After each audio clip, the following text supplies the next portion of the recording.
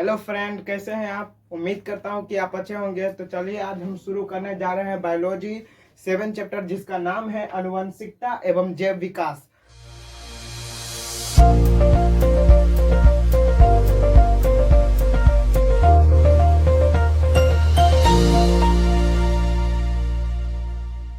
आखिर में आनुवंशिकता जो है यह क्या है? आनुवंशिकता जो है यह जनकों से उनके संतानों में पीढ़ी पर पीढ़ी युग्मों के माध्यम से पैतृक गुण का संचारण है। क्या कहलाता है आनुवंशिकता? हम सरल शब्द में समझे तो आनुवंशिकता जो है माता पिता के द्वारा जो आचरण होता है, जो उसका गुण होता है, वह बच्चों में यानी संतानों में उसका स्थानांतरण ही उसके जो गुण है उसमें उसके अंदर वैसा ही गुण उसमें स्थानांतर होना ही क्या कहलाता है? आनुवंशिकता कहलाता है।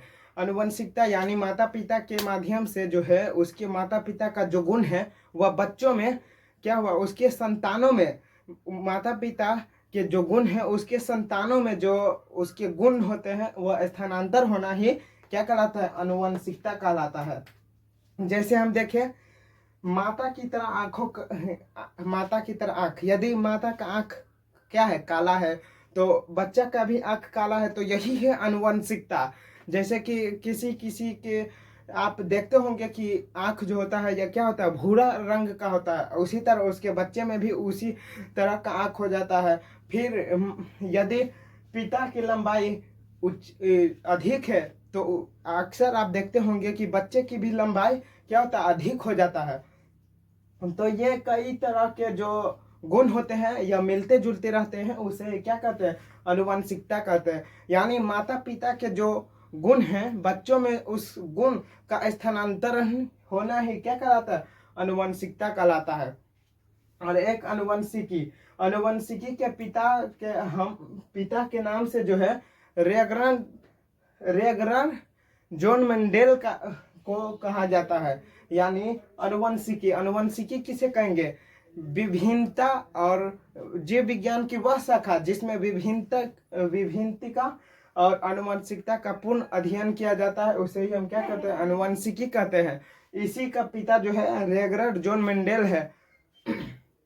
मेंडेल जो थे यह एक साइंटिस्ट थे, यानी ज्ञानीकार यानी विज्ञापन थे।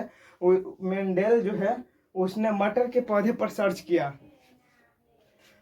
मेंडेल ने मटर के पौधे पर अपना प्रयोग किया था कि मटर के पौधे पर क्यों वह मटर के पौधे पर ही उपयोग किया था, उसके बारे में हम जानेंगे। मटर के पौधे पर इसलिए वह क्या किए? सर्च किए, प्रयोग किए, क्योंकि मटर के पौधे का जो गुण था वो स्पष्ट दिखता था। उसके जो गुण था वह जो उसका गुण था वो उसके विपरीत था, इसीलिए उसने मटर के पौधे पर उपयोग किया। जैसे कि लंबा पौधे और बोना पौधा, यदि यदि मटर का पौधा लंबा है तो बोना भी रहता है। फिर यदि गोलाकार तथा झुरीदार, और यदि गोलाकार होता है और झुरीदार भी होता है, पीला रंग का और हरा रंग का बीज होता है। इसी तरह यह प्रत्येक विपरीत होता है। इसीलिए इसने मेंडेल जो थे वह मटर के पौधे पर उपयोग किया था। अब पीला रंग क्यों रहता है और हरा रंग कैसे? वो जो गोल गोल आप देखते होंगे जो कि बहुत ही टाइट होता है, उसे हम पीला रंग का क्या कहते हैं? मटर कहते हैं। और हरा रंग का मटर आप देखे होंगे कि झूलीदार होता है, उसे आप छुएंगे तो लचलचाएगा, उसे ही झूड़ीदार कहते हैं। यानी हरा रंग का जो मटर होता है वह झूड़ीदार होता है, और पीला रंग का जो था बहुत ही टाइट होता है, जिसे हम हाथ से ऐसे पिचकाएंगे तो नहीं पिचकेगा, वो पूरा गोल होता है। और यह जो होता है हरा रंग का बीज होता है, उतना गोल तो नहीं होता, लेकिन उसे हम जब हाथ से चापेंगे तो वह पिचक जाता है। तो हरा रंग का बीज जो होता है झुरीदार होता है। और गोलाकार कौन होता है? पीला रंग का जो मटर होता है वह क्या होता है? गोलाकार होता है। और झुरीदार कौन होता है? हरा रंग का। और लंबा पौधा और बोना बीज, यानी पीला रंग का जो होता है पौधा वह लंबा होता है, और हरा का जो होता है वह बोना होता है। यानी कोई लत्ती अधिक फेंक देगा और कोई छोटा ही रह जाता है, छोटा ही बीज वाले पौधे रह जाते हैं, उसे लंबा पौधा और बोना पौधा कहते हैं। इसीलिए उसमें जो है विपरीत लक्षण वाले गुण होते हैं। इसीलिए मेंडेल जो थे वो मटर के पौधे पर क्या किए मटर के पौधे पर अपना प्रयोग किया था। अब आते हैं गुणसूत्र। मनुष्य में जो है गुणसूत्रों की संख्या लगभग कितनी है, लगभग नहीं पूरा की संख्या, गुणसूत्रों की संख्या जो है 23 जोड़ा, 23 जोड़ा यानी 46 क्रोमोसोम पाया जाता है, यानी गुणसूत्र पाया जाता है। उसी 23 जोड़ा यानी 46 क्रोमोसोम में यानी क्या गुणसूत्रों में 22 जोड़ा यानी 44 क्रोमोसोम,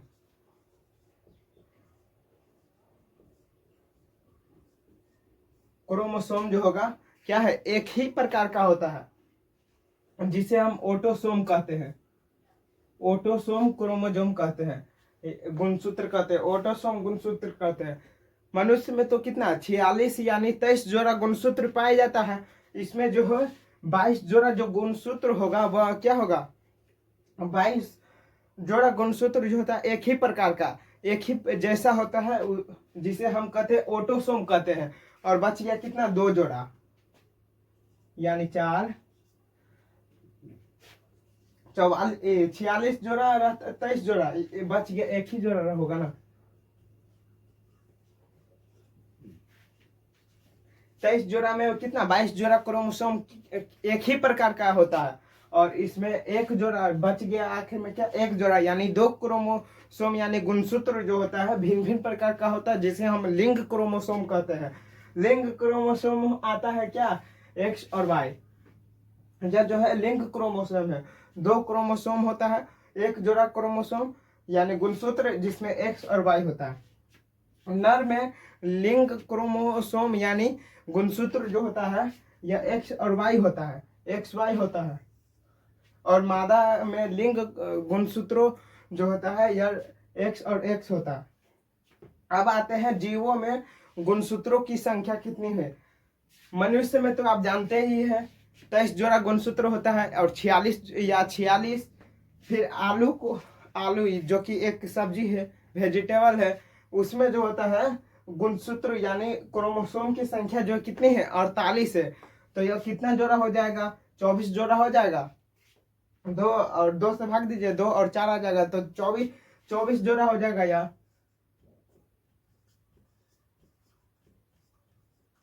यह 4 जो क्रोमोसोम, हम 5 जो क्रोमोसोम, 4 जो क्रोमोसोम लिखे हुए हैं इसको आप याद ही कर लीजिएगा, क्योंकि यह बिहार बोर्ड के एग्जाम में पूछता भी है।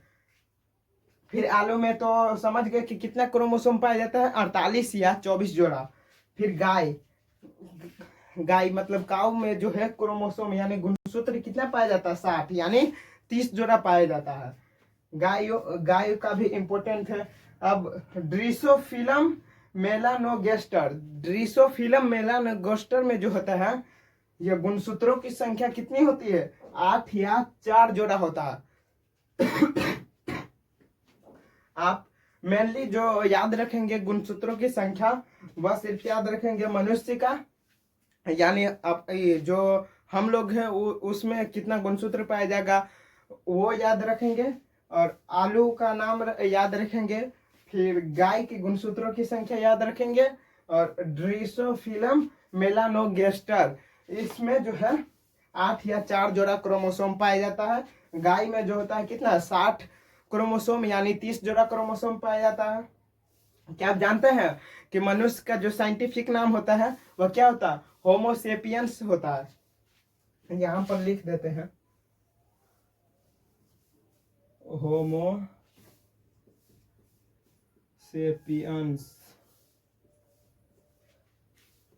होमोसेपियंस क्या है, मनुष्य का साइंटिफिक नेम यानी बायोलॉजिकल नेम, टेक्सोनोमिक नेम होता है यह क्या मनुष्य का। तो ये चारों जो है मनुष्य, आलू, गाय और ड्रीसोफिलम मेलानोगेस्टर का गुणसूत्र आपको बहुत ही अगर याद रखेंगे तो आपके लिए बहुत ही आसान, और VVI का हल के जो क्वेश्चन है जो चीज यह मनुष्य, आलू, गाय, ड्रीसोफिलम मेलानिगोस्टर जो है, इसका आप याद रखिए। बिहार बोर्ड में इसमें से किसी में से भी जो है पूछ सकता है। और किसके लिए? ऑब्जेक्टिव क्वेश्चन के लिए यह 4 क्या है क्वेश्चन बन गया आपके लिए।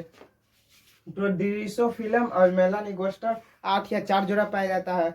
अगर हम आपको पीछे से पूछे तो मेंडेल जो थे, रेगरर जॉन मेंडेल जो थे, वो अपने प्रयोग किस पौधे पर किया? तो कहेंगे क्या? मटर के पौधे पर। अब मटर के पौधे पर आखिर वो मटर के पौधे पर किया क्यों? क्योंकि उसका गुण जो होता है स्पष्ट दिखता है, उसका लक्षण जो होता है वो प्रत्येक विपरीत होता है, उसके गुण के प्रत्येक विपरीत होता है। यदि लंबा रहेगा तो फिर उसका विपरीत क्या होगा? बोना होगा। यदि गोलाकार बीज रहेगा तो गोलाकार, यानी पीला मटर जो होता है वो गोलाकार होता है पूरा, और बहुत ही टाइट भी होता है। और उसी के विपरीत क्या हो जाएगा? हरा बीज, हरा मटर जो कि झुरीदार होता है, उसे हाथ से अगर पिचकाएंगे तो पिचक जाता है। और तीसरा हम देखें तो यदि हम पीले रंग वाले और हरा रंग वाले, वही पीले रंग वाले, हरा रंग वाले, एक लंबा और बोना, यानी कोई पौधा लंबा हो जाता है, कोई पौधा जो होता है या छोटा ही रहता है। तो इसीलिए अनुवंशिकी के पिता के नाम से किसे जानेंगे? जॉन मेंडल को कहते हैं। अनुवंशिकी किसे कहेंगे? जीव विज्ञान की वह शाखा जिसमें विभिन्नता और अनुवंशिकता का पूर्ण अध्ययन किया जाता है, स्टडी किया जाता है, और स्टडी किया जाता है, उसे हम क्या कहेंगे? अनुवंशिकी कहेंगे। और अनुवंशिकता को आप तो समझ गए कि माता पिता के जो गुण होंगे, उसके जो लक्षण होंगे, उसके गुण और लक्षण जो है उसके संतानों में स्थानांतर होना क्या कहलाएगा? अनुवंशिकता कहलाएगा। यदि पिता की लंबाई यदि अधिक है और उसका लक्षण जो है उसमें भी आ गया, जैसे कि कोई अच्छे काम कर रहे हैं तो उसके देखा देखी से आप देखते होंगे ना, यदि उसके माता पिता अच्छे काम करते हैं तो उसके बच्चों में भी वही गुण आ जाता है, वह भी जो है उसी के तरह अच्छे अच्छे काम करने लगते हैं। तो उसका गुण जो है क्या उसके संतानों में आने लगा, तो वही क्या कहलाता है? अनुवंशिकता कहलाता है।